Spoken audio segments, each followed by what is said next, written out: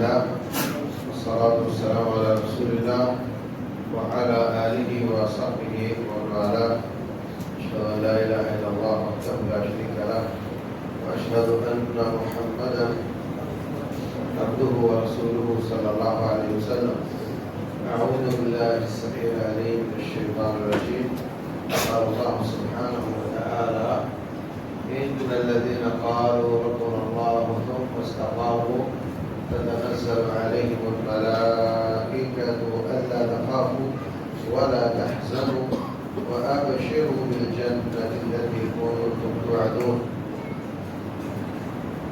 محترم بھائیوں، اللہ تبارک و تعالیٰ نے مسلمان کی تربیت کے لیے عقیدے اور عمل کا ایک نصاب بنایا ہے. مسلمان کی تربیت کے لیے عقیدے اور عمل کا ایک نصاب بنایا ہے. یہ نصاب اس کی تربیت کرتا ہے اور اس کی اصلاح کرتا ہے. ہمارے یہاں یہ تصور جو پایا جاتا ہے کہ نمازی بھی ہو اور چور بھی ہو، نمازی ہو اور کم دولتا ہو، نمازی ہو اور وہ ملاوٹ کرتا ہو، روزہ رکھتا ہو پھر سگریٹ بھی پیتا ہو. یہ ڈیزائن اسلام کا ڈیزائن نہیں ہے. ہم عبادت کو عبادت کے طور پہ لیتے ہیں اور اپنی سوشل زندگی کو اس سے الگ سمجھتے ہیں. یہ ڈیزائن اسلام کا نہیں ہے. ہمارا اسلام یہ پاپائیت نہیں ہے، یہ ایک مکمل نظام حیات ہے. ہر عبادت کا ہر معاملے کے ساتھ گہرا تعلق ہے. یہ نظام پوری اصلاح کا نظام ہے اور یہ ڈیزائن کہ آپ فجر ہو تو نماز پڑھ لو، ٹھنڈی میں بیٹھو تو کم تول لو، اذان ہو تو پھر نماز پڑھ لو، دکان میں جاؤ تو ملاوٹ کر لو، اذان ہو تو پھر نماز پڑھ لو، رات کے دیر میں چوری کر لو، فجر ہو جائے تو پھر نماز پڑھ لو. یہ ڈیزائن اسلام کا ڈیزائن نہیں.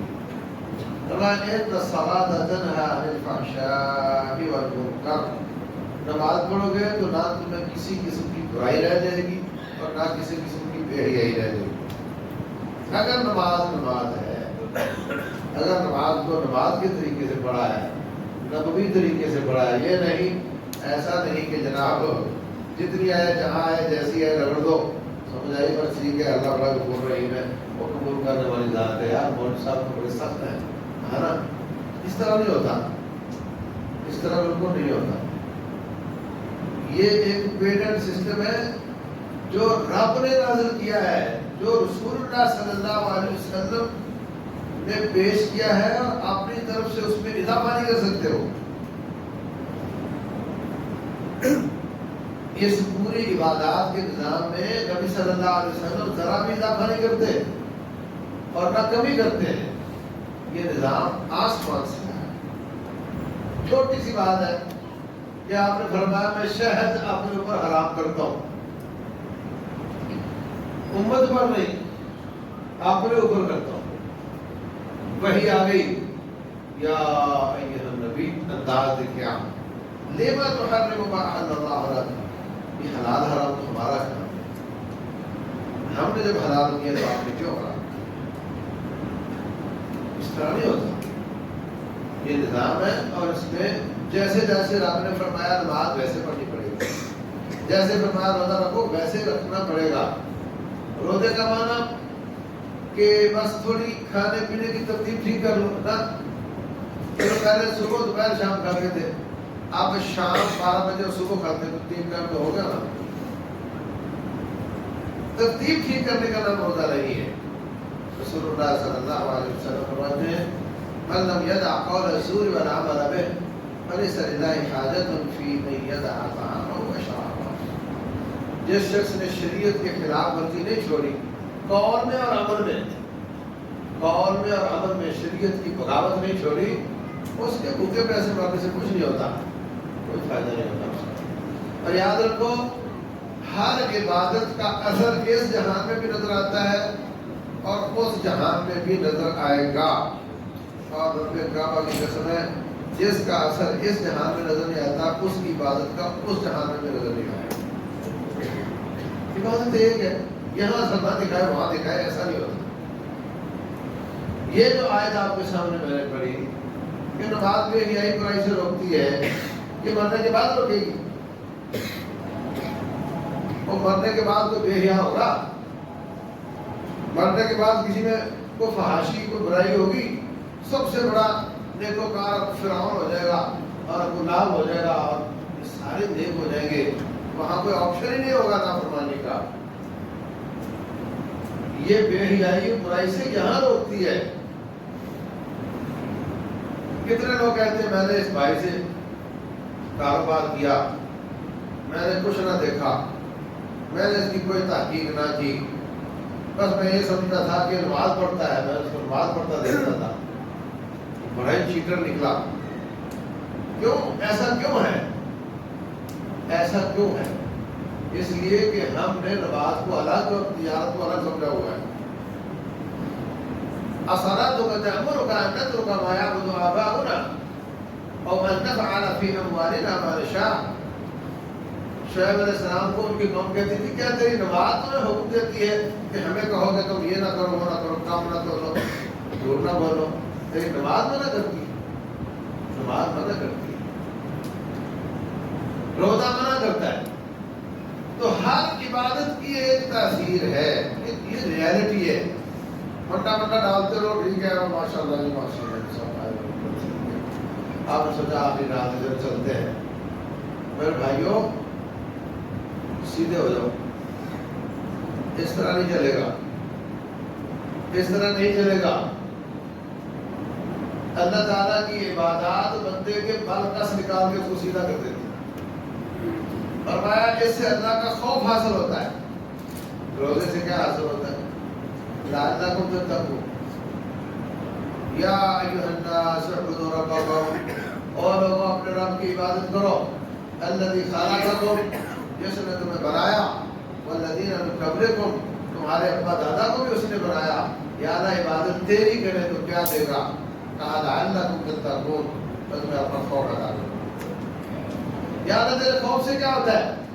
فرمایا یا ایھا الذین آمنوا اتقوا اللہ وقولوا قولا سدیدا یصلح لکم اعمالکم. تم مجھ سے ڈرنے لگ جاؤ اور تمہارے سارے کام سیدھے کر دو. یا اللہ تیری توفیق سے کچھ روزے رکھے، کوئی راتوں کا قیام کیا، کوئی نمازیں پڑھی، قرآن کی تلاوت کی، صدقہ خیرات کیا، تو تیرا خوف کچھ کچھ نصیب ہوا. تو اب آپ نے وعدہ کیا ہے کہ ہمارے سارے کام ٹھیک کر دے گا. آئندہ تو چلو سارے کام ٹھیک کر دے گا، لیکن جو اب تک کے پاپ تھے اس کا کیا بنے گا؟ اللہ فرماتے ہیں یصلح لکم اعمالکم ویغفر لکم ذنوبکم، میں وہ پچھلے بھی سارے معاف کر دوں. بس تم سیدھے ہو جاؤ، سیدھے ہو جاؤ، ٹھیک ہو جاؤ. میں تمہارا ماضی بھی ٹھیک کر دوں گا، حال بھی ٹھیک کر دوں گا، مستقبل بھی ٹھیک کر دوں گا. یہ عبادات کی رینج ہوتی ہے. اور گند کی رینج ہوتی ہے نا، دوربین کی رینج ہوتی ہے، عبادات کی بھی رینج ہوتی ہے. آپ نے کتنے نمبر والی نماز پڑھی؟ رسول اللہ صلی اللہ علیہ وسلم فرماتے ہیں، سنن ابی داؤد میں ہے، بندہ نماز پڑھتا ہے 100 نمبر کی، ملتے ہیں اس کو 50-60. بندہ نماز پڑھتا ہے 100 نمبر کی، وقت بھی پورا لگا رہا ہے، وضو ٹھنڈے پانی سے بھی کیا اس نے، بستر بھی چھوڑا ہے، سب وہی ہے، سیم رکعتیں بھی پوری ہیں، نمبر اس کے 10-12 ہیں. نماز پڑھی اس نے 100 نمبر کی، نمبر کچھ نہیں ملا، خالی ہاتھ گیا. یہ سنن نبی داؤد میں رسول اللہ صلی اللہ علیہ وسلم کا فرمان. لیکن ہم مطمئن نماز پڑھتا ہوں نہیں، میرا بیٹا بڑا نمازی ہے، کیونکہ ہمیں کتنی غلط بات ہے کہ رب کو ہم نے اس طرح سمجھا ہوا ہے. تو تیرا باس اتنی سختی کرتا ہے، یہ ٹائی ایسے کیوں ہے تیری، اور تیرے سرٹ کیوں بڑے ہوئے ہیں، اور تیرا بوٹ کس طرح کے ہیں، پالش کیوں نہیں ہوئی، ہاں وہاں تجھے سارے نخرے آ جاتے ہیں. تو رب کو کیا سمجھا ہوا تو نے؟ باجی چلے جتنی ہے رب کیا کرو، بس ٹھیک ہے اللہ تعالیٰ کو بول رہے ہیں. اس طرح ہوتا ہے، اس طرح نہیں ہوتا. اس کو سیکھنا پڑتا ہے، اس کو سمجھنا پڑتا ہے۔ ہم میں سے کتنے ایسے ہیں جن کو اپنے ابے کا جنازہ پڑھنا نہیں آتا؟ ان کا بہت ہو جائے اس کو جنازہ پڑھنا نہیں آتا۔ کیا حیثیت دے رکھی ہے آپ نے اللہ تعالیٰ کی عبادت کو؟ کیا اسٹیٹس دے رکھا ہے آپ نے اللہ تعالیٰ کے دین کو؟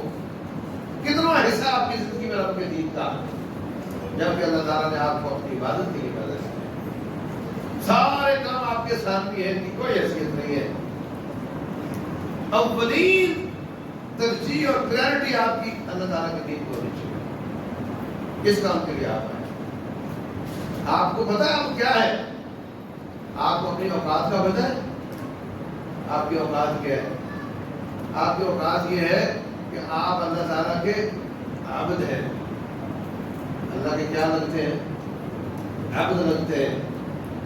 طاعت کے حساب سے 3 قسمیں ہوتی ہیں، فرمانبرداری کے حساب سے بندوں کی 3 قسمیں ہوتی ہیں۔ ایک ہوتا ہے نوکر، آپ جاؤ چوراہے سے مزدور کو لے آؤ، وہ آپ سے 2 سوال کرے گا، کیا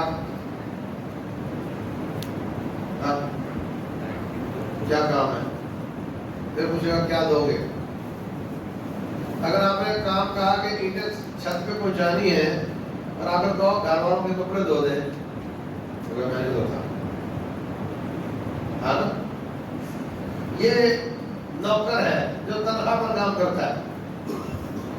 اس سے زیادہ نوکر، اس سے زیادہ طاعت گزار وہ ہوتا ہے جس کو آپ 70-80 لاکھ روپے کا خرید کر لاؤ۔ یہ غلام ہے، سلیو۔ یہ آپ سے سوال کرے گا کیا دو گے؟ یہ پوچھے گا کیا کام کرواؤ گے؟ تو کیا آپ کہو گے جا تو کما کر کے مجھے لا کر دے، اور جو کہوں گا کرنا ہوگا، اور تجھے کچھ نہیں ملے گا، اور جو بھی تجھے ملے گا وہ بھی میرا ہوگا۔ ایسے ہی ہے غلام جو کمائے کس کا ہوتا ہے؟ تم اپنا کیوں سمجھتے ہو؟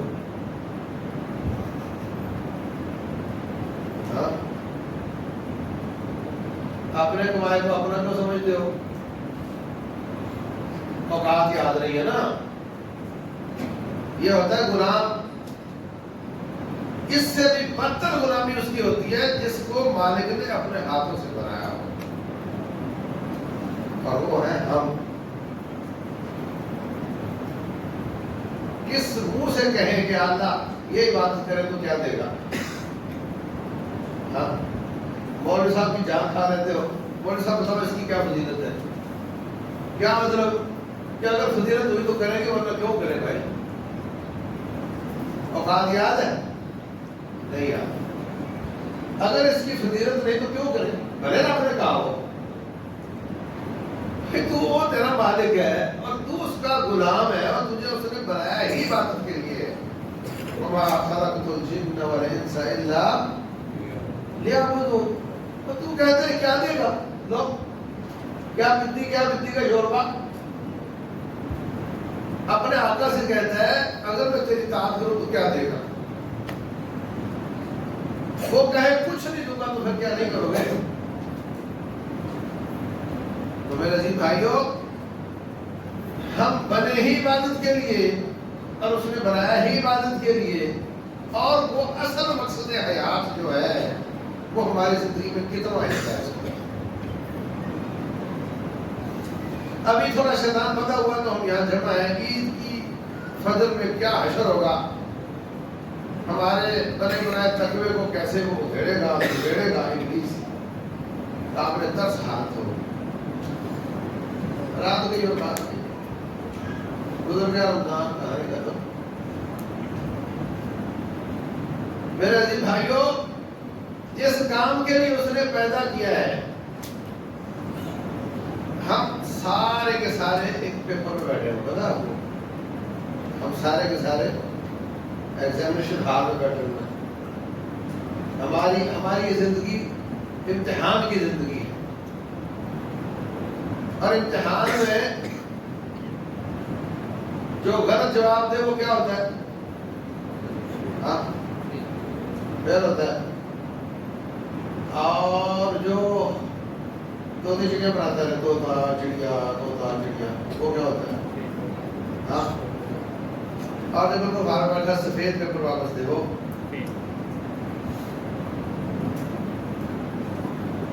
اب آپ اپنی زندگی کو ایگزامن کرو کہ پیپر میں بیٹھ کر تم موبائل سے کھیلتے رہتے ہو، ویڈیو گیم کھیلتے ہو، غلط بروزنگ کرتے ہو، بس جو میسج آیا میں نے اس کو دیکھنا ضرور ہے، ایسے ہی فارورڈ کر کے اگلے کی زندگی برباد کرتے ہو، وہ بولے گا دیکھے گا تیری شکل کو دیکھ کر تیرا میسج ہے، دیکھو کچھ نہیں ہوگا، اس سیاستدان کی اس کے خلاف، اس کے خلاف، یہ زندگی ہے؟ اور زندگی کس کو کہتے ہیں؟ زندگی منٹوں کا نام ہے، زندگی سیکنڈز کا نام ہے، زندگی مہینوں کا نام ہے، زندگی سالوں کا نام ہے، سال سیکنڈوں سے بنتے ہیں نا، سیکنڈز اور منٹ ہمارے کتنے ایسے ہیں جو بیکار کاموں میں گزرتے ہیں، کتنے ایسے ہیں جو فارغ بیٹھ کر گزرتے ہیں، اور کتنے ایسے ہیں جو غلط کاموں میں گزرتے ہیں، اور کتنے ایسے ہیں جو اچھے جواب دیتے ہوئے گزرتے ہیں۔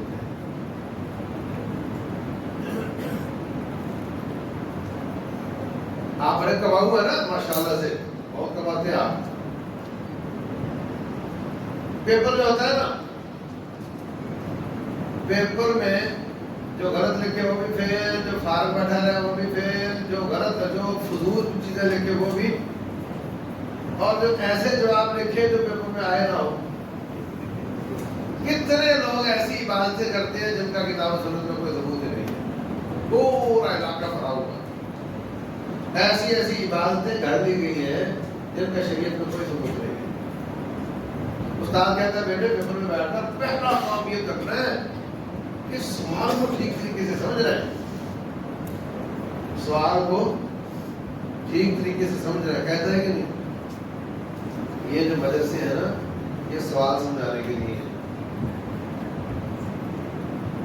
اس وقت نیٹ یوٹیوبرز اور بلاگرز یہ سارے اس ایشو پہ کام کر رہے ہیں، مزار آپ پڑھو گا ماشاءاللہ سے گھر بڑا اچھا ہے اور ماشاءاللہ سے پگڑی زبردست ہے، اور آپ کو نظر آئے گا کہ نیکی کی بات کرتا ہے، اللہ کی بات کرتا ہے، اسلام کی بات کرتا ہے، لیکن حقیقت میں طوطے چڑیاں بنا رہا ہوگا۔ کتنے بلاگرز ایسے ہیں جو یہاں سے ہی باہر نہیں نکلتے کہ بتاؤ کہ صحابہ کرام کا وہ حضرت علی کا حضرت معاویہ رضی اللہ عنہ کا کیا مسئلہ تھا، نہیں سمجھے؟ یہ تو اور کیا ہے، کیونکہ یہ تو پیپر میں آنے نہیں ہے، تو یہ تو پیپر میں ہے ہی نہیں۔ اور کتنے لوگ ایسے ہیں بتاؤ کہ حضرت علی رضی اللہ تعالیٰ، حضرت حسین بن علی رضی اللہ عنہ اور یزید کا کیا مسئلہ تھا، یہ سب طوطے چڑیا۔ رب کعبہ کی قسم یہ سوال نہیں ہے پیپر میں، اور آپ کو اسی میں جائے رکھیں گے، وہ آپ اس سے نکل ہی نہیں سکو گے، نکلو گے تو کسی نہ کسی صحابی کا بغض لے کر۔ یہ آپ کا ایشو نہیں، آپ کو تو سوچنا چاہیے کہ میری پاکی بریدی کے مسائل کیا ہیں، اگر میرے پاس پیسہ تو زکوٰۃ کے مسائل کیا ہیں، اگر مجھے نماز کیسے پڑھنی ہے، قرآن سیدھا پڑھنا آتا ہے نہیں۔ میں ایک سوال کرنے لگا ہوں، بے عزتی نہ سمجھنا اور اخلاص کے ساتھ جواب دینا۔ عین اور حمزہ، لام اور قاف اور زا، قاف اور کاف، ان کا فرق کون جانتا ہے؟ آپ کھڑا کرو۔ اچھا آپ نہ ہاتھ کھڑا کرو، مگر ادھر تو دیکھو کتنے لوگ ہیں۔ ایک مین کے آپ کو اسلام کی الفابیٹس نہیں آتی، ہاں الفابیٹس بول رہا ہوں، اور کیا بول رہا ہوں، کس لیول کا اسلام ہے؟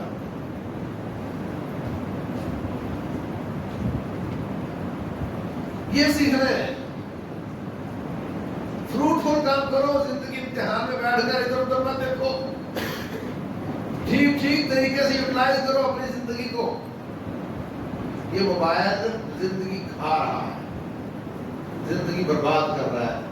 قتل کرنے سے کیا ہوتا ہے؟ زندگی جاتی ہے نا، اس سے بھی زندگی جاتی ہے. قاتل ہے. اس کو اس کی اوقات میں رکھو، اور جو آپ کا پیپر ہے اس کا سوال سمجھو اور اس کو حل کرنے کی، اس کا ٹھیک جواب لکھنے کی کوشش کرو. اگر پورے رمضان میں آج یہ بات ہمیں سمجھ آ گئی تو انشاءاللہ حق ادا ہو جائے.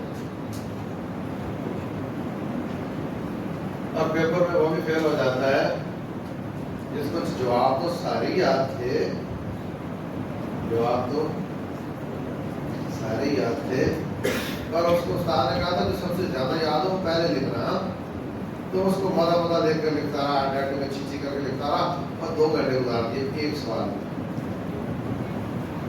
پھر ہوگا پاس بولو.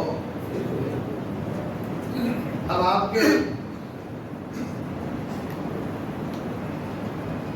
اللہ کا حق جس کے لیے اس نے پیدا کیا ہے، ایک آپ کا مین پیپر ہے.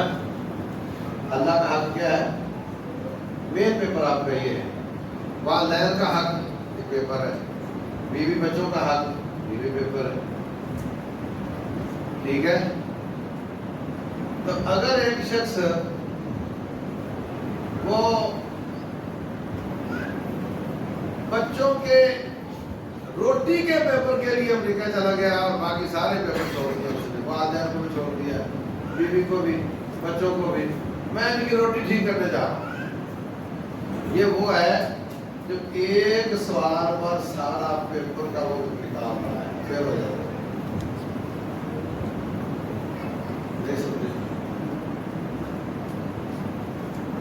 جو شخص اپنے بچے کو ایسے اسکول میں پڑھانا پسند کرتا ہے جہاں کوئی قواعد سکھائی جاتی ہو، جہاں نماز نہ سکھائی جاتی ہو، جہاں اخلاق نہ بتائے جاتے ہو، بس کہتے ہیں یار آ کے انگریزی سکھائی جاتی ہے اس میں، اور میتھ بڑا اچھا ہو،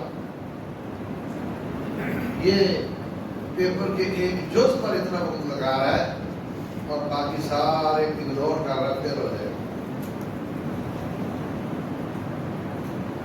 اپنے واجبات کو سمجھنا، اپنے پیپر کو سمجھنا، ہوش مندی کے ساتھ زندگی گزارنا. یاد رکھو روح نکل گئی تو دوبارہ کبھی نہیں آئے گی. پیپر چھن گیا تو دوبارہ کبھی نہیں ملے گا. یہ دنیا کا پیپر نہیں کہ آپ سپلیمنٹری میں بیٹھ جاؤ، ایسا نہیں ہوتا. وَلَوْ تَرَىٰ إِذِ الْمُجْرِمُونَ نَاكِسُو رُءُوسِهِمْ عِندَ رَبِّهِمْ. کاش آپ دیکھیں نبی صلی اللہ علیہ وسلم مجرم رب کے سامنے سب جھکا کر کھڑے ہوں گے اور کہیں گے ربنا ابصرنا. یہ تیرے دین کے طالب علم آتے تھے دور دراز سے، ہمیں سمجھانے کی کوشش کرتے تھے، ہمیں نہیں آتی تھی، ہمیں یقین ہی نہیں آتا ان کی باتوں کا. اب اپنی آنکھوں سے دیکھا ہے، اپنے کانوں سے سنا ہے، انا موقنون، اب ہمیں یقین آ گیا. اس لیے فرجعنا نعمل صالحا، ہمیں دوبارہ پیپر میں بٹھا دو، سپلیمنٹری میں اچھے پیپر کر کے آئیں گے. کیا واپسی ہوگی؟ جو ہم نے کہا اولم نعمرکم ما یتذکر فیہ من تذکر وجاءکم النذیر.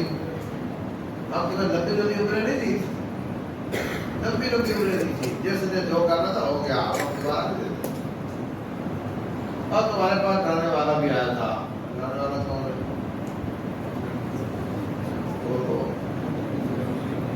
یہ ایک تفسیر یہ ہے کہ نبی صلی اللہ علیہ وسلم مراد ہے، اور ایک تفسیر یہ ہے جاءکم النذیر، تمہارے پاس سفید بال آئے تھے. یہ انڈیکیشن سرخ اشارے سے پہلے گیلا ہو جاتا ہے، موت سے پہلے سفید ہو جاتا ہے. اس کا مطلب ہے اب سپیڈے میں آنا بند کر، ایک پہ پاؤں رکھ لو اور آخرت کی سوچ، یہ اس کا مطلب ہے. اگر ہماری ہرس بڑھتی چلی جاتی ہے، ایک ہی پیپر میں محنت زیادہ بڑھاتے چلے جاتے ہیں، باقی سارے پیپر کو گرو کرتے ہیں. بیلنس زندگی گزارو، بیلنس محنت کرو گے پیپروں پر تو پاس ہو گے. رسول اللہ صلی اللہ علیہ وسلم نے حضرت عبداللہ بن عمر بن عاص کو بھی فرمایا تھا اور حضرت سلمان نے حضرت ابو درداء کو بھی فرمایا تھا ان لعینک علیک حقا، تیری آنکھ کا بھی حق ہے، اس کو آرام کرنا چاہیے۔ ان لجسدک علیک حقا، تیرے جسم کا بھی حق ہے، اس کو آرام کرنا چاہیے۔ ان لزوجک علیک حقا، تیری بیوی کا بھی حق ہے، وہ ادا ہونا چاہیے۔ ان لجارک علیک حقا، تیرے پڑوسی کا بھی حق ہے۔ وَإِنَّ لِرَبِّكَ عَلَيْكَ حَقًّا، تیرے رب کا بھی حق ہے۔ فَأَعْطِ كُلَّ ذِي حَقٍّ حَقَّهُ، اگر پاس ہونا ہے تو سارے پیپروں میں کم از کم پاس مارک تو دینے پڑیں گے، ورنہ فیل ہو جائے۔ تو میرے عزیز بھائیوں، ایک تو ہمیں اگلے 11 مہینوں کے لیے پلان کرنا ہے کہ ہم نے کیسے سمجھنا سیکھنا ہے۔ میں تو یہ چاہوں گا کہ اپنے اوپر جبر کرو، کوئی ہفتہ وار پروگرام یہاں بناؤ کہ ہم نے کچھ بھی ہو اس میں ضرور حاضر ہونا ہے، اور اس میں باقاعدہ اسباق چلیں تاکہ ہم اپنے پیپر کو سمجھ سکیں اور اس کے جواب کو سمجھ سکیں۔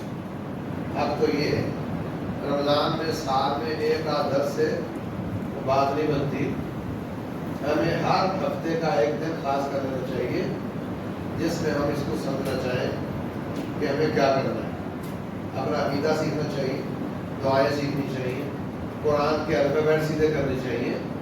اس کام کے لیے ہفتہ وار ایک پروگرام 1 گھنٹے کا عورتوں اور مردوں کا یہاں ہونا چاہیے۔ اگر آپ چاہتے ہیں تو آپ اپنے سجیشن ان کو دیں، اگر ان کو اچھی تعداد نظر آئی تو انشاءاللہ اس کا اہتمام کریں گے۔ دوسری بات یہ ہے کہ جو ہم نے رمضان میں عبادتیں سیکھی ہے، یہ رمضان آپ کا کتنے نمبر کا تھا، اس کا پتہ چلنا ہے کہ اس کی رینج کتنی ہے۔ کم از کم رینج اس کی یہ ہوتی ہے کہ سارا دن رب کے حکم پر حلال روٹی چھوڑ دو اور مغرب کے بعد حرام سگریٹ پینا شروع کر دو، اس کی رینج اتنی ہوتی بس، یہ منیمم رینج ہے روزے کی۔ کہ سارا دن سمجھتا شاید نعوذ باللہ رات کی کوئی ڈیوٹی چینج ہو گئی، صبح کا اور ہوتا ہے، رات کا کوئی اور ہوتا ہے، سارا دن اس کے کہنے پر حلال بھی چھوڑ دو اور مغرب کے بعد حرام بھی نہ چھوڑو، یہ ایک رینج ہے۔ ایک رینج یہ ہے کہ نہیں 24 گھنٹے تک رینج ہے اور عید کی فجر تک چلتی ہے، عید کی فجر کے بعد رینج ختم ہو جاتی ہے۔ کسی کی پھر 1-2 مہینے چلتی ہے، کسی کی 4-5 مہینے چلتی ہے۔ حق یہ ہے کہ یہ رمضان 11 مہینے تک چلے اور پھر دوبارہ رمضان آ جائے، پھر تقویٰ مضبوطی آ جائے، پھر شیطان کا مقابلے کی طاقت آ جائے۔ اس طریقے سے انسان شیطان سے بچتا بچاتا زندگی گزار دے۔ تو اس کی ایک ترتیب ہے، اگر آپ عمل کرنا پسند کریں بتا دیں تو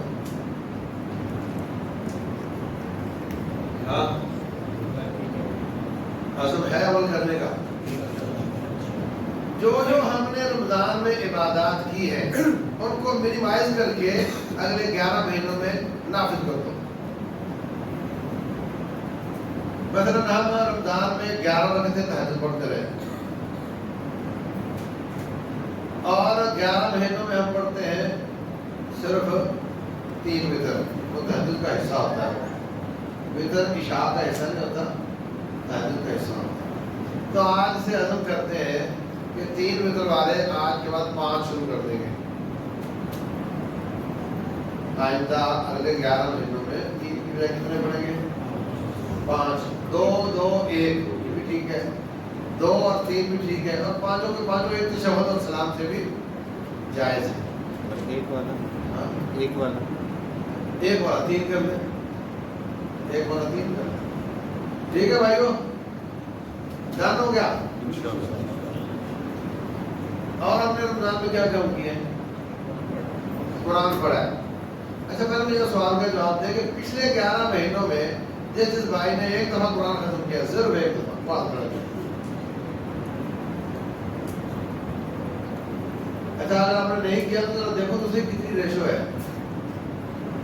ریشو کیا ہے؟ 2-3% ہوگی. جتنے لوگ پچھلے 11 مہینوں میں فوت ہوئے ہیں اگر آج اس مجمع میں بیٹھے ہوتے ان کی ریشو بھی یہ نکلی تھی نا 2-3% نے قرآن پڑھا ہوگا, باقی میں نہیں پڑھا. اس کا مطلب جتنے ایک سال میں لوگ فوت ہوئے ان میں 97-95% قرآن چھوڑ کے مر گئے. ہاں وقال الرسول یا رب ان قوم اتخذوا هذا القرآن مهجورا. قیامت والے دن اللہ فرماتے ہیں, نبی صلی اللہ علیہ وسلم فرمائیں گے کہ یا اللہ میری اس قوم نے تیرے قرآن کو چھوڑ دیا تھا, اب میں اس کی سفارش نہیں شکایت کے لیے. کیا بولے گا اللہ کا شکر کرو ہم نہیں مرے ورنہ ہم بھی قرآن چھوڑ کے مرتے نا. تو چلو اگلا سال ہم نے قرآن کو نہیں چھوڑنا, ٹھیک ہے. تو آپ کو ماشاء اللہ سے بہت قرآن پڑھ رہے ہیں نا. ہم منیمائز کرتے ہوئے یہ کہتے ہیں کہ ہر نماز کے ساتھ صرف ایک سبق پڑھیں گے, ٹھیک ہے. کیا ہے 1 منٹ لگتا ہے, وہ گھر سب کتنے منٹ لگتے ہیں, دن کا 1 لگتا ہے, آپ کے 3 لگ جائیں گے. چلو 3 منٹ نماز سے پہلے یا بعد کون کون کرے گا؟ یہ مبارک رات ہے اور آپ نے اپنے رب سے وعدہ کیا. آپ کو ریلیف دیتا ہوں, کبھی مارا ماری چل رہی ہو تو کسی نماز میں رہ جائے تو وہ چلو عشاء کے ساتھ پورے کر لو. اگر سارا دن مارا ماری چل رہی ہے تو اگلے دن تو کر کے پورا کر لو. لیکن عادت نہیں بنانی کہ 5 کے 5 فجر پڑھ جان چھڑانی نہیں. ہر نماز کے بعد ہاتھ ہلانا ہے, قرآن کو کھولنا ہے اور اس کو پڑھ موبائل سے پڑھ لو, گاڑی میں بیٹھے بیٹھے پڑھ لو. ہر نماز کے ساتھ ایک سبق پڑھنا, ٹھیک ہے. اور رمضان میں ہم کیا کرتے ہیں, اور ہم درس سنتے ہیں نا, اس کو منیمائز اس طرح کریں گے. فجر کی نماز پڑھ کے جب گھر جاؤ, بیوی بچوں کو کہو میرے آنے سے پہلے سب نماز پڑھ کے قرآن پکڑ کر بیٹھو. ترجمے والا قرآن نکالو, 3 آیتوں کا ترجمہ دیکھ کر پڑھ دو. 3 آیتوں کا آپ پڑھ دو, 3 آیتوں بیوی پڑھ دے, انہی 3 آیتوں کا بچی پڑھ دے, انہی 3 آیتوں کا بچہ پڑھ دے. 3-4 لوگوں نے جب 3 آیتوں کو دہرا لیا تو اکثر قرآن تو سمجھ آ جاتا ہے. کچھ حصے ایسے ہیں جو علماء سے پوچھنے پڑتے ہیں, تو آپ جہاں سمجھ نہ آئے وہاں کسی آدمی دین سے پوچھ کر رابطہ کرو, اور یہ آج ہمارا سبق فلاں پر تھا, سمجھ نہیں آ رہی. قرآن کی کلاسیں جب بھی چلتی ہیں نا, وہ جی آج قاری صاحب نہیں تھے اور کل میں نہیں تھا. قاری صاحب کہتے ہیں جی وہ ہوں گے نہیں, اور ہم کہتے ہیں قاری صاحب آئیں گے نہیں.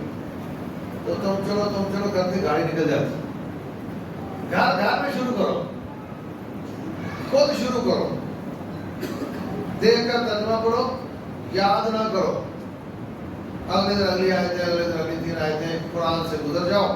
آپ کے دن کی ابتدا قرآن سے ہوگی, آپ کے گھر میں برکات نازل ہوگی, اور آپ قرآن سے گزر جاؤ گے تو اللہ تعالیٰ آپ کی کئی الجھی ہوئی گتھیاں سلجھا دے گا, ٹھیک ہے. اور اگر ایک آدھ بخاری کی ایک حدیث کا رکھ لو کریں گے. اور ہم کیا کرتے ہیں رمضان میں,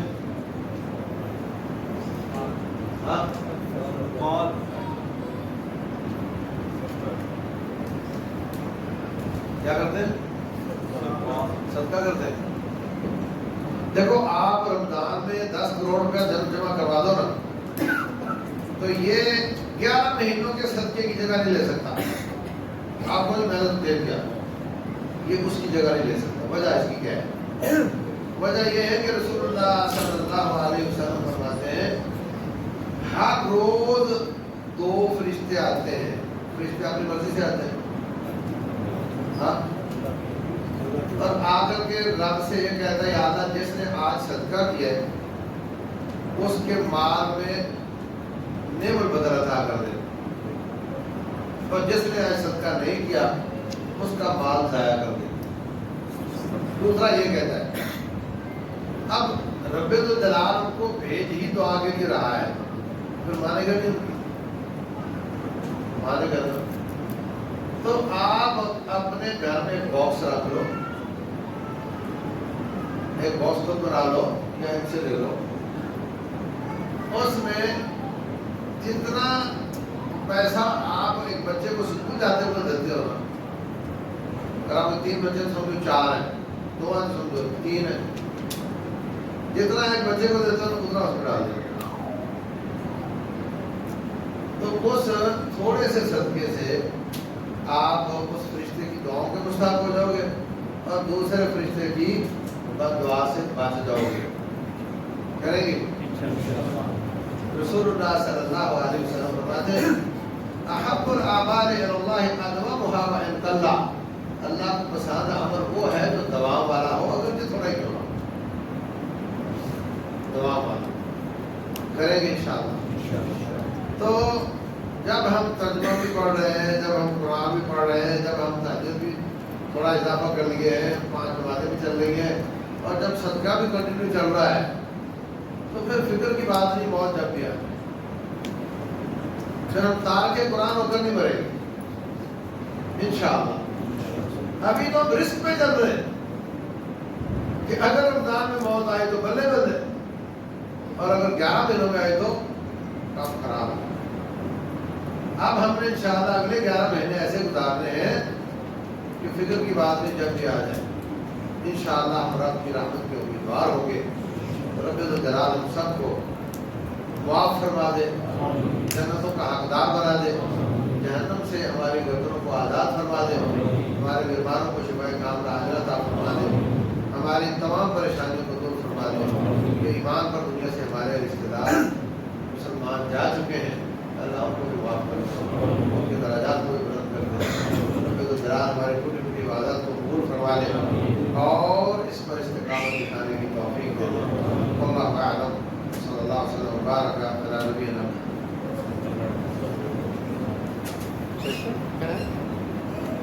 السلام علیکم مولانا، آؤٹ آف کانٹیکسٹ ہے کوشچن، ویسے اٹس ویری امپورٹنٹ کہ اسلامک بینکنگ سسٹم کا کیا کانسیپٹ ہے اسلام میں؟ جسٹ لائک کہ کچھ لوگ اپنے بہت ساری پراپرٹیز کو پلیج کر کے ایک بزنس ماڈل کو اڈاپٹ کرتے ہیں۔ بسم اللہ الرحمن الرحیم۔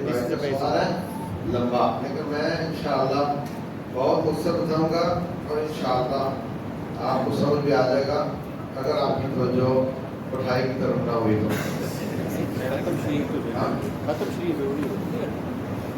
اچھا چلے آپ پڑھائی کھائیں، لیکن جس کے سوال سمجھنا ہے وہ توجہ ادھر رکھیں۔ دیکھو جی بھائیوں، بینکنگ کسی نے پڑھی ہو تو میری بات کی تائید کرے گا۔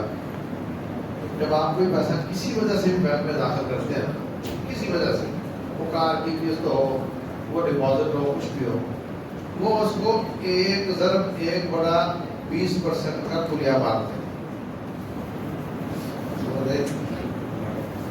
اور جو کرنسی نوٹ آپ نے دیے ہوتے ہیں نا، اس سے وہ کہیں زیادہ اپنے پاس ڈیجٹس لکھ لیتے ہیں کہ اتنے مال کیا مالک ہے۔ نہیں سمجھائے، یہ بڑی مارکیٹ ہے۔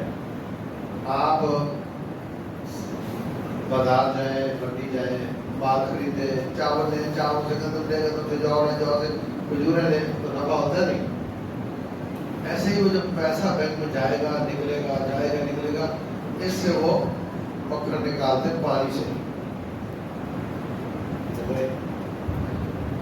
آپ کو یعنی جتنا کرنسی نوٹ ہوتا ہے نا ان کے پاس، اس سے کوئی تقریباً 8 گنا یا سے زیادہ مجھے یاد نہیں، ان کے پاس ڈیجٹس میں کرنسی آ جاتی ہے، ڈیجٹس میں نوٹ نہیں ہوتے ان کے پاس۔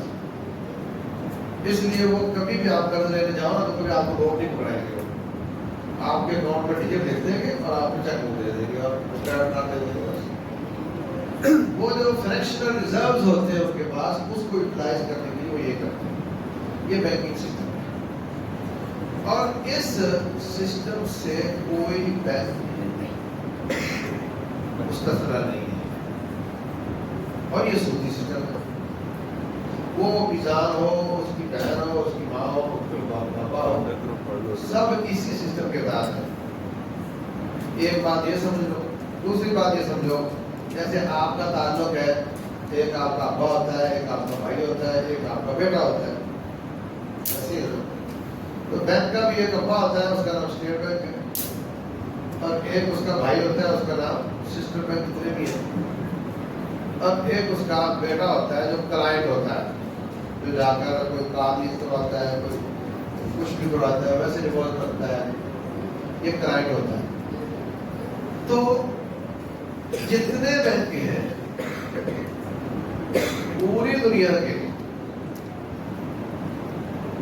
ایک آدھ بینک اسرائیل میں ہے جو یہودیوں کے لیے انہوں نے بغیر سود کے بنایا، اور ایک آدھ بینک رشیا میں ہے.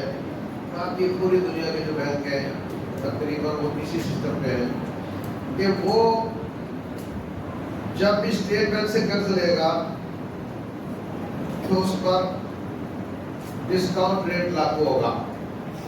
یہ سود کا نام ہے. جب وہ سسٹم بینک سے قرض لے گا، اگر وہ نیشنل ہوگا تو اس پر پرائبر لاگو ہوگا، Karachi interbank offered rate.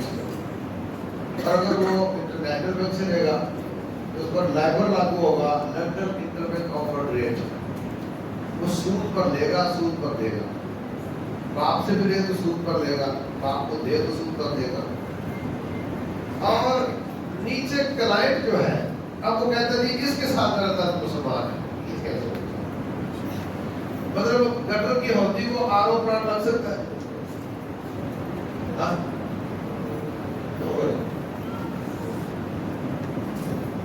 یعنی اس کا اوپر تعلق سود کا ہے، ادھر بھی سود کا ہے، 100% سود کا ہے.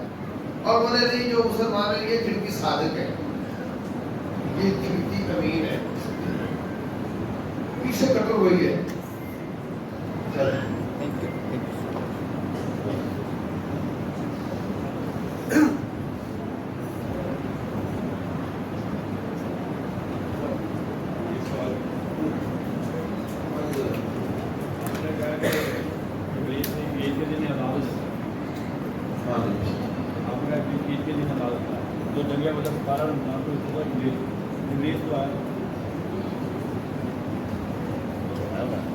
یہ اس وقت ابھی رمضان نہیں آیا تھا، رمضان کے روزے بعد میں کرتے ہیں، یا پہلے وہ یہ بات مجھے یاد نہیں آ رہا، لیکن وہ ابتدائی اسلام تھا.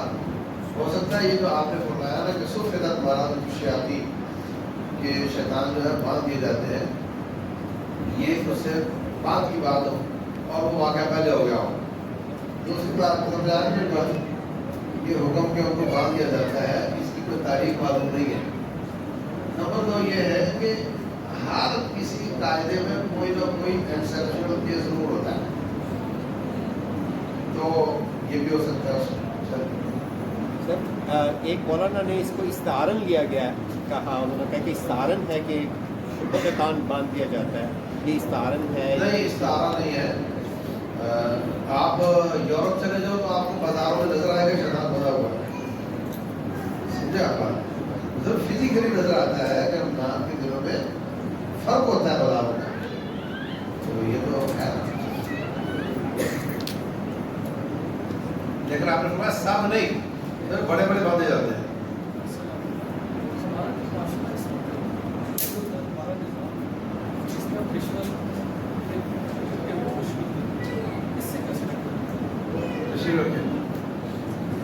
کہہ رہے ہیں کہ ہر بندہ رشوت لے رہا ہے تو کیسے نکل سکتے ہیں اس سے؟ طریقہ بڑا آسان ہے. مطلب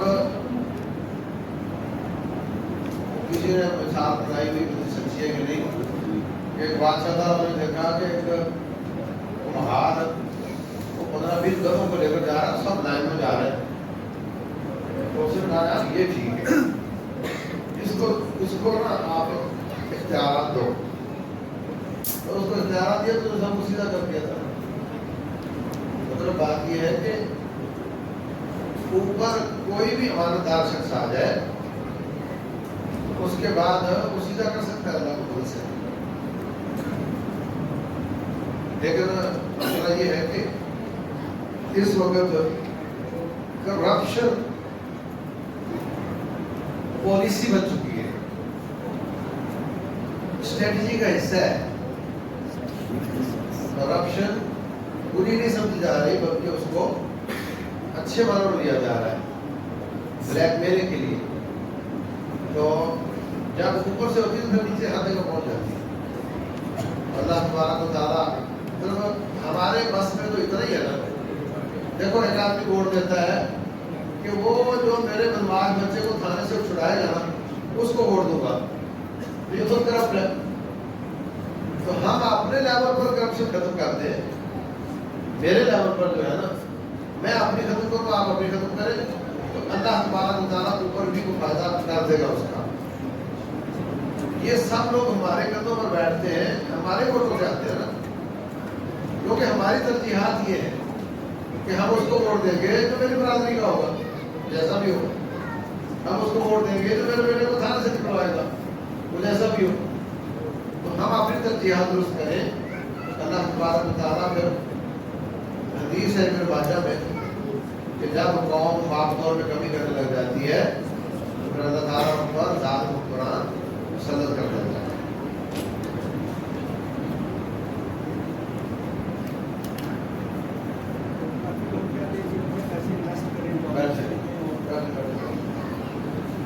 آن لائن اگر تو پیسہ جمع کروایا اور ریٹرن کوئی چیز آپ کے ہاتھ میں آئی جیسے دراز پہ آتی ہے جیسے بابا پہ آتی ہے, یہ تو مطلب کچھ باتیں بینکنگ کے استعمال جیسی ہے اس میں, لیکن روٹین میں یہ ٹھیک ہے ظاہری بات. لیکن ایسے کام جس میں کوئی ریٹرن نہیں آتا, نہ پہ بیٹھے جی کھاد خرید دی اتنے جی اتنے پیسے لگا دیے, وہ بیچی تو ہم نے تیل خرید لیا, نہ تیل آیا نہ وہ آیا. تو یہ بچپن میں تو چلتا تھا کہ ہم جب 2-3 سال کے تھے 4 سال کے تو مٹھی بند کر کے پیسے دیتے تھے اور وہ مٹھی بند کر کے کیلا دے دیتا تھا اور ہم منہ ہلانا شروع کر دیتے تھے تو وہ کیلا بھی کھا لیتے تھے. بچپن میں تو چلتا تھا لیکن یہ جوانی میں نہیں چلتا. یہ سب فراڈ ہے. کہنے کے لیے ہے کہ جی وہ ہم نے یہ خریدا اور وہ بیچا, پیسے سے پیسہ ہو رہا ہے. یاد رکھو ایک موٹا سا کرم یاد رکھو معیشت کا. ایک آدمی 10 لاکھ روپیہ جیب میں ڈال کے جاتا ہے, وہ کموڈٹی مارکیٹ میں جاتا ہے, وہ اجلاس کی ہو یا سبزی کی ہو یا فروٹ کی ہو, ٹھیک ہے, اور وہ وہاں سے 10 کروڑ کا مال خریدتا ہے اور خرید کر اپنے اسٹوروں میں لاتا ہے اور لا کر بیچتا ہے. دوسرا آدمی 10 کروڑ جیب میں ڈال کر جاتا ہے منی مارکیٹ میں اور وہ 10 کروڑ کے ڈالر لے لیتا ہے. اب آپ مجھے بتاؤ کہ اس نے غریبوں کا کتنا فائدہ کیا اور اس نے غریبوں کا کتنا فائدہ کیا. ہاں اس کے لیے کتنی مزدوریاں نکلی اور اس کی کتنی مزدوریاں نکلی. یہ بنیادی راز ہے جس وجہ سے اللہ تعالیٰ منی مارکیٹ میں پیسے کمانے کو سود قرار دیتا ہے.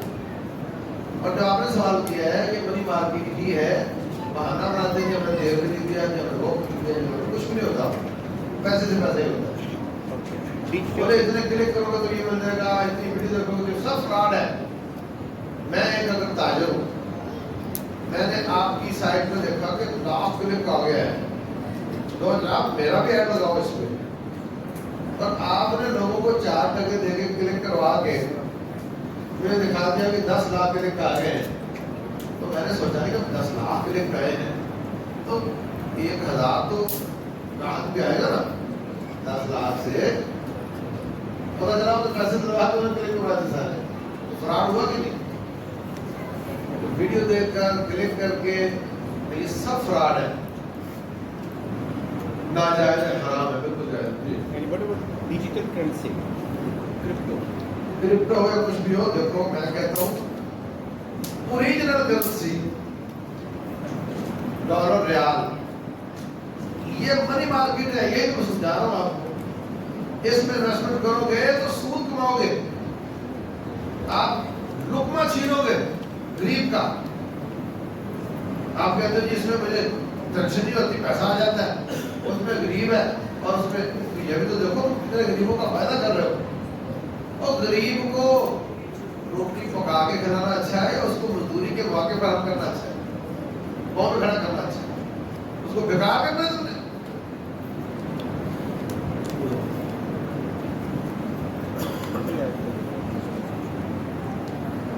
کو دیکھو جب پیدا ہوتی ہے ظاہر سی بات ہے ایک دن میں ختم ہوگی نا، سال تک تو اس نے چلنا ہے. تو یا آپ کے پاس اسٹور ہوگی، کسی اور پاس اسٹور ہوگی، اسٹور تو اس میں ہونا ہی ہونا. اس لیے ذخیرہ اندوزی یہ نہیں، ذخیرہ اندوزی یہ ہے کہ آپ منافلی بنا لو اور اس کو اسٹور کر کے بازار سے غائب کر دو اور جعلی طریقے سے ریٹ بڑھا دو. یہ غلط ہے، یہ ذخیرہ اندوزی ہے. جب بازار میں شارٹیج ہو آپ کھول دو اپنے گودام جو موجودہ ریٹ ہے اس پر، پھر یہ ذخیرہ اندوزی نہیں ہے.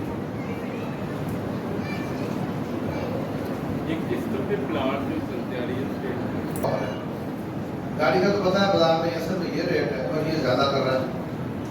پلاٹ تو جو آپ کہہ دو کہ وہی ہو جائے، میرا پلاٹ ہے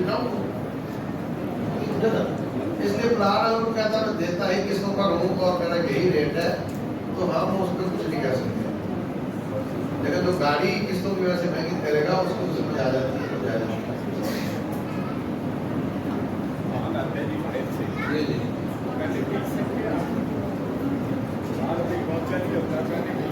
کوئی عرض نہیں، آپ کی ذمہ داری میں آ گیا، ڈوبے گا تو آپ کا، جلے گا تو آپ کا، ایسا ہی ہے نا. جب آ رہا ہے تو آپ کی ذمہ داری پہ ہے نا. نہیں پڑا نہیں بیچ سکتے. دیکھو اس کے اسٹور سے نکل آیا اب آپ بیچ سکتے ہو کیونکہ آپ کی ذمہ داری پہ آ گیا نا. اگر وہاں پڑا ہوا ہے پھر نہیں بیچ سکتے. رسول اللہ صلی اللہ علیہ وسلم نے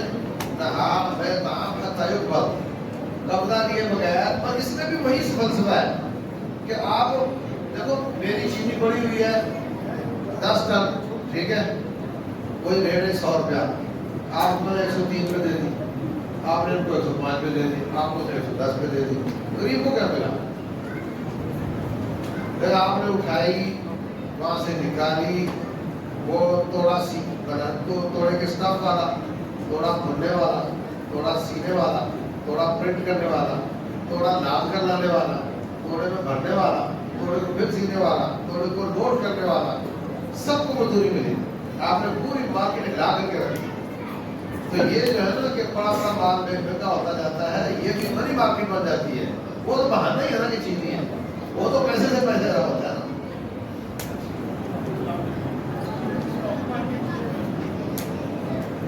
دیکھو اسٹاک مارکیٹ کو اچھی طرح سمجھو، زیادہ وقت تو نہیں ہو رہا. ہاں جب اگتا جاؤ مجھے بتا دینا بھائی. آپ کسی باپ کے 5 بچے ہو، وہ بہت ہو گیا. آپ فیکٹری کے مالک 5 بچے ہیں اور 5 میں انہوں نے نیا بنایا تو اس میں ایک بچے نے انویسٹمنٹ کی تو اس کا حصہ زیادہ ہو گیا. جو نفع آتا ہے اپنے حصے کے مطابق سب کو مل جاتا ہے. یہ اسٹاک مارکیٹ بالکل جائز ہے. آپ 10 لوگ مل کر کام شروع کرو، انویسٹمنٹ کے حساب سے نفع لیتے رہو. یہ اسٹاک مارکیٹ بالکل جائز ہے. لیکن جو اس وقت چل رہی ہے، جو ایسی سی پی سے رشوت ہوتی ہے، وہ یہ نہیں ہے. وہ ہوا ہے، وہ سٹا ہے، اس میں کوئی ایسی کمپنی بن رہی ہوتی ہے جس کا دنیا میں وجود نہیں ہوتا. رجسٹریشن پرائز چڑھا دی اور آپ کی فیکٹری آپ کو لوگوں نے خریدو تو وہ چڑھ جاتی ہے اور بعد میں پیسے اپنے نکال کے لوگوں کو پھنسا دیتے ہیں. وہ سٹا کھیل رہے ہوتے ہیں اور نہ ویلیو صحیح ہوتی ہے اس کی، نہ ملکیت آپ کی ہوتی ہے، صرف پیسے سے پتہ چل رہا ہوتا ہے. آپ جاؤ فیکٹری میں حصے دار بن کے، وہ آپ کے لیے گیٹ نہیں کھولے گے. سمجھ رہی بات؟ یہ درست نہیں ہے.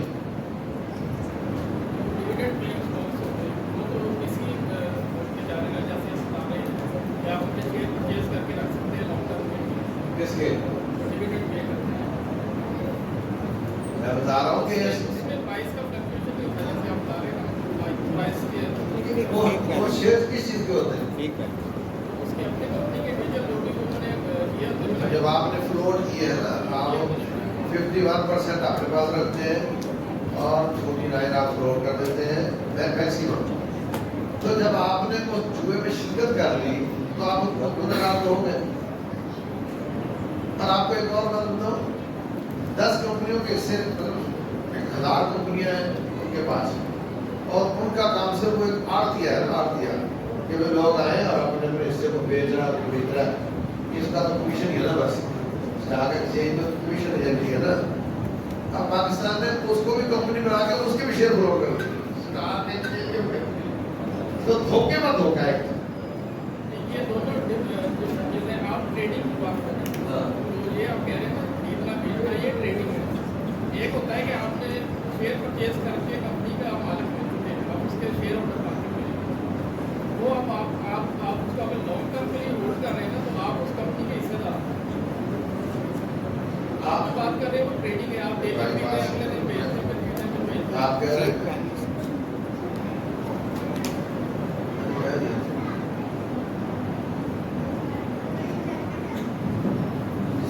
मजीद सवाल है शेख साहब के पास, आपको तशरीफ ले बाकी कोई हमें इजाज़त है। आखिर आता है इंशाल्लाह 1 बजे क्या लैल होगा, शुरू होगा 2 बजे इंशाल्लाह खत्म होगा। आप तमाम भाइयों का बहनों का शुक्रिया जिन्होंने पूरा रमज़ान में यहाँ पे मुस्लिम मिजाजी से